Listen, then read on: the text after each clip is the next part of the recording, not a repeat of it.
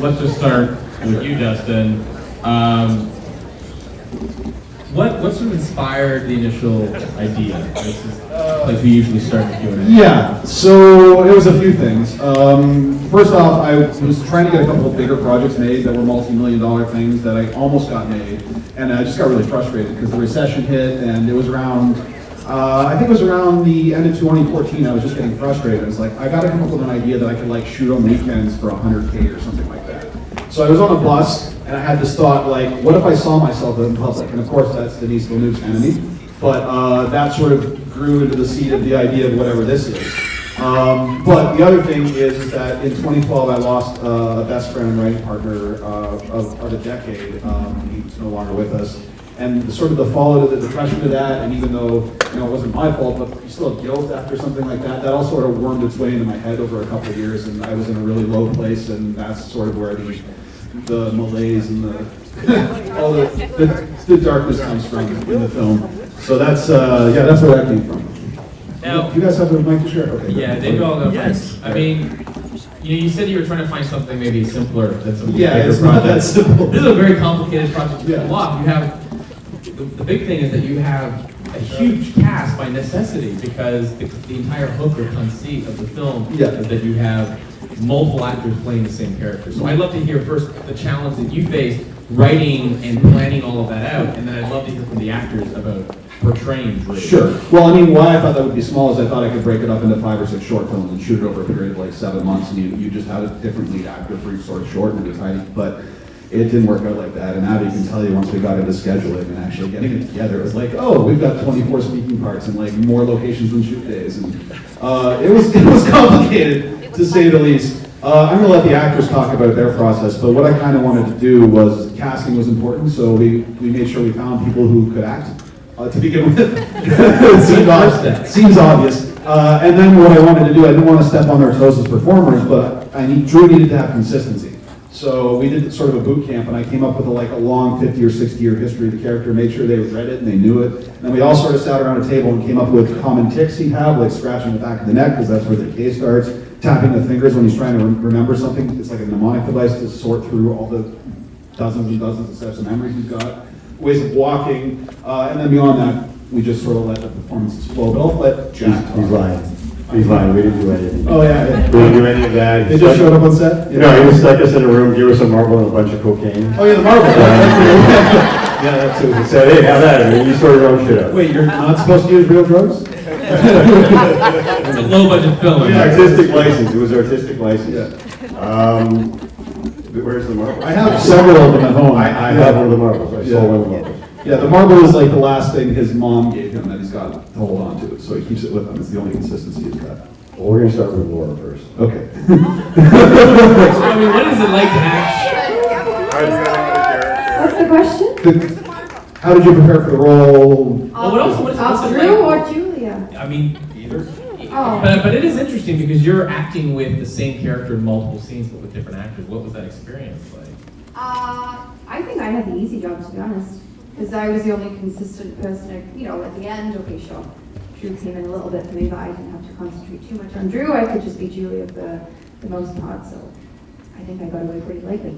I think these guys had the hard part to find that consistency between each and every one of those performances. It was editing too, right?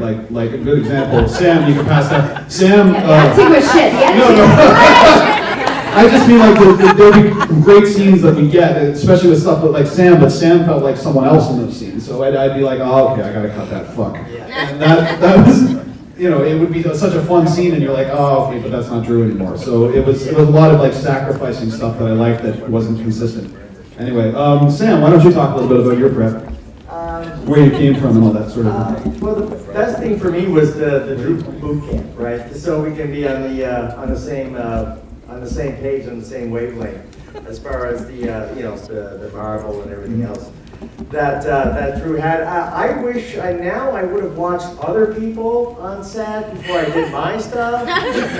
Because that's the one thing I was worried about, was that, like, you know, going too far with my interpretation of the character, and especially how much Sam, the body that he took over, how much of that he has to carry with him, because unlike everyone else that can get away from their boyfriends, whatever, Sam has a family. And so that just like throws a monkey wrench into everything. And yeah, I mean, that's why I trust my director to rein me back, right? When I have to be reined back, and I have to be reined, trust me. And yeah, so I just went for it and just let Justin decide whether he was going to slap me after the tape or we can continue. So yeah, that was pretty much it. Rachel, how about you? And then we'll pass it down to Alyssa, because she started it all off. Oh goodness. Yeah, I guess essentially, like for me, it started with the initial character that I started off with as Rachel. And for me, in terms of figuring out who Drew was, it all came from the initial character. Like how does it feel for Rachel to inhabit this strange body? And it all came from that, personally. And then the Drew boot camps really helped too, be able to figure out like the tics that Drew has. But yeah, it all originated from the original character of Rachel and what it was like to be this weird form inside a body that is no longer familiar, I guess. And Alyssa, obviously the first few days we shot were with you, so we were pretty much the yeah, well that, but we were also, as a crew, we weren't gelled yet exactly, so how was that to work with? Oh, okay. Yeah. So how was Drew? Me opening the movie, Justin and everyone knows this was quite a process for me, as I had to be as uninhabited of my own perceptions as possible, plus think like a male. So not so easy apparently. So I just didn't give a fuck. Anything else? Is that Peter I see down there? Peter, you're here. Hello, sir. So I actually wanted to ask Peter. So Peter, I wanted to do this publicly. Originally, it was your voice on the entire film. Originally, like the original first cut, we started with your voice. And I wanted to, first of all, apologize that we had to go in another direction publicly. But also simply say, you had very little screen time, but your whole performance was in your face. How did you prepare for that sort of like melancholy that you had to bring across? Well, I find the whole storyline quite melancholy. So melancholy was an easy emotion to evoke. Interesting, disappointed as I was not to have been the voice, which I think would have been a little bit difficult to adjust to because it was different from the accents, backgrounds of all the rest. I think the character at the end, in his melancholy loneliness, was, it would have worked, or it could have worked, but it would have worked differently. And I respect what you've done. I think it was Sorry. not a happy film. No. But a very strong one, and I thank you for your work. And a Christmas movie. Oh yeah, it's a Christmas movie. Because Christmas is depressing. Do we have questions from the audience? Questions from, not at the moment. There's one in the middle. Oh yeah, let's do it. Way up in the middle, like. The only person. We'll go there first, and then down there. Yeah. Person who had their hand up. Yes.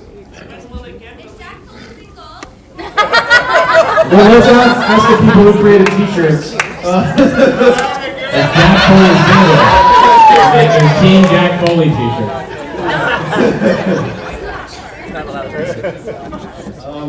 Jack?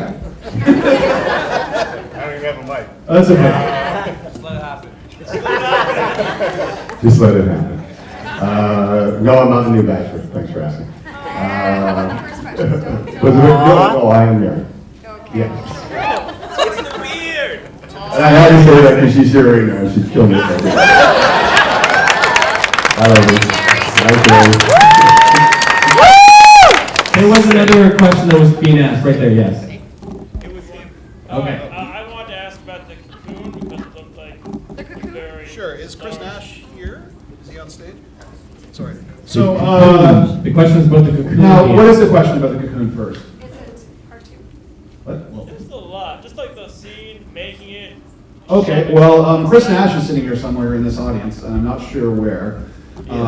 He's running down right now. So, the basics are, he doesn't really know what he is or who he is. I don't really want to give this entirely away, but he has no idea what his history is. So all this decay and all the pain and everything is just his body trying to revert itself to its original state, but he has no fucking idea about that. So whatever he is, that's him becoming what he would be if he just let the change happen. So I came to Chris, and all I really had was one little paragraph in the script. And I was like, this is kind of what I was thinking. I was thinking maybe the big thing from Species that we had this conversation. And then Chris came back and he can talk to you about his process. Here's exactly what Justin.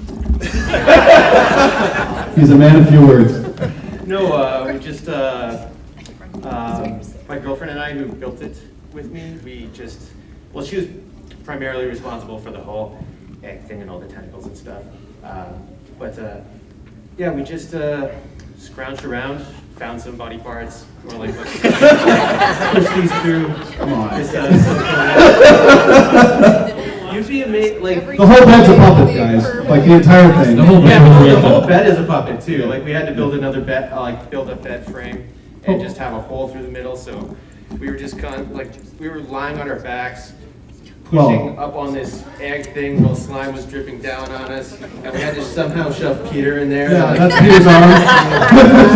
and Wow. yeah, it was a whole big How fun comfortable mess. was that? It was Very comfortable. yeah, everything's very comfortable.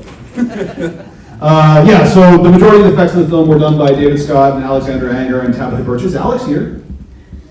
She's supposed to be. Anyway, that's the majority of the effects. And then I went to Chris knowing after I see for Zygote, which some of you people might have seen here as part of ABC's effect too. I was like, he's the only guy who could do this effect right. And him and Audrey knocked it out of the park, I think.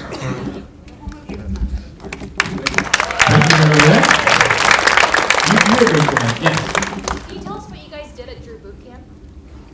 What was It's not as big as, I call it boot camp, and it sounds like we were there for days. But it was literally like 5 hours in his office, or 4 hours in his office, sitting around a table and just having a long discussion, and then all getting on the same page, sort of, about who the character is and how they move and how they operate. Pretty much all the ideas and the tics that we came up with came out of just that conversation. And originally I wanted to use jacks, you know, those like, you drop the ball and you pick up a jacks, and people were, I forget who, it was Abby, was like, that's more of a girl's toy, which made no sense to me, because it's just a toy, period. Anyway, we figured the marble would be more visually interesting. Yeah, that's pretty much it. It was literally 1 or 2 sessions. There's a question there? Yep. Yeah. From the get-go, when you were writing it, did you always plan it to be like a more effects-heavy film, or does that just come from a love of effects? I love effects. Yeah, and if you've seen any of my past shorts or anything, I've been working with practical effects since like 2006 or something like that. And a lot of my friends are the practical effects people who exist in this city, so I always had that in my mind. It was more like, I'm going to write it in the script and hope I have the budget to do it. And then when we actually put the budget together, it probably wasn't enough, but we still did it. We still did it, and I really thank the effects people and David and Alex and Tabitha and everybody who worked on it, because they put in way more time than they probably should have for our budget. And Yes. yes, so it was great. Kurt. It's a lovely, beautiful, self-contained story. It's wonderful, but I really would be interested if you would try to have like another one of these creatures as a long-form TV series. It would feel like Yeah, have you ever considered expanding the story or the mythology? I've had that question a lot at festivals. Only if the story needed to be told. I'm not really into somebody walking over and going, here's a bunch of money, can you just come up with something? And then I have to Okay, all right, okay, fine, that's my producer, that's the final word. Okay, good. Yes, I'm into it. I'm into it. No, I am into it. But that being said, though, it would still have to be a good story. It couldn't just be something we reverse engineered into like, okay, how do we make this work as a series? Because they always suck that way. You need the time to really think about the story and have the team around you to, the script came together over like 3.5 years, and even I still think it was probably a draft away from like being perfect. Oh, perfect's the wrong word, but you know what I mean. Like it takes time. Sorry. Yep. There's a question right there. Yeah. Hi, yeah, it was such a beautiful film. I was just wondering what was your most favorite part of the film? What was the most satisfying sequence to pull off? I know. Jesus Christ. Yeah. Well, I mean, I love the effects day, obviously, when we were doing the pod stuff, because it was late in the schedule, and we've been doing these long days, and that was a day where I got to relax a little bit as a director, because I think we only got 18 shots that day or something. But that's not my favorite sequence. I think that all the stuff we did in the bar was my favorite, because it allowed me to really sit back and sort of like run this performance again and again and again, and really get it as zeroed in as possible. And we shot all of our stuff in 2 days, basically. So we, and it goes throughout the entire film, but it really let the actors move, and I really do like, as a director, you're observing and you're just doing micro corrections and stuff like that usually. You're not like over their shoulder going, no, say it like this. And I really like to be able to sit back and actually watch these performers perform and realizing, okay, we've got so much content here, when it's cut down, it should work quite well. I think those were my favorite days. But I mean, the whole shoot there was one really stressful day, but other than that... During the stressful day, let's make it short. Yeah, maybe. Okay, so this day... Sorry. Sure. When your first movie gets to like Oscar level, can we all get a free ticket to the Oscars? Okay. I don't even know if I get into the Oscars. Let's go with the question of the most stressful day. Okay, the most stressful day. So the day that we did the coke doing fight in the kitchen and the stabbing in the hallway. Yeah. So maybe we should hear from the actors. It sounds like this was. Well, no, she's our production coordinator / associate producer, so she dealt with putting out this fire. Long story short is, if you're going to get a permit for a place to shoot, don't book with the people who live in the apartment. Make sure that the landlord knows too. Yes. So what happened was we got so close to being shut down. They started coming in and saying, we want everybody out of here. We're going to call the police, et cetera, et cetera, et cetera. We were shooting the stuff in the hallway, which we had 2 hours blocked to shoot. I was just like, let's just roll, let's just do it. And we shot it like 10 to 15 minutes. It's all that hallway stuff, pretty much. 10 to 15 minutes, 20 minutes, and then we packed everything up. We put our, I don't want to go too far into this, but we put our footage hard drives into garbage bags, and we brought them out of the building because they were threatening to take our footage. We brought them out of the building as if it was the set garbage. It's like, we're just going to throw this in our truck. And it all worked out in the end, but it was a fight day. We had, like, Plato's here somewhere, our stunt coordinator. We had to rush through all that fight stuff. We had a wire pull to do. We had like all this stuff, and we just got done pretty much to my satisfaction when it was like, okay, we better get the fuck out of here. So that was the most stressful day easily. For everybody who was on set, and particularly for Laura and Abby. Well, I should say one thing. I just want to thank Justin for writing this amazing script and directing it, and for letting us all be part of it. Thank you very much. I want to thank Abby, executive producer,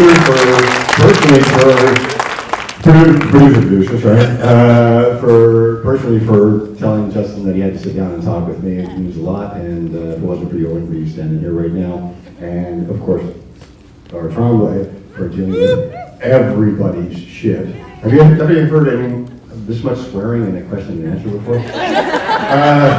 No, but yeah, big round of applause for Laura. Everybody who's sitting down still was happy to.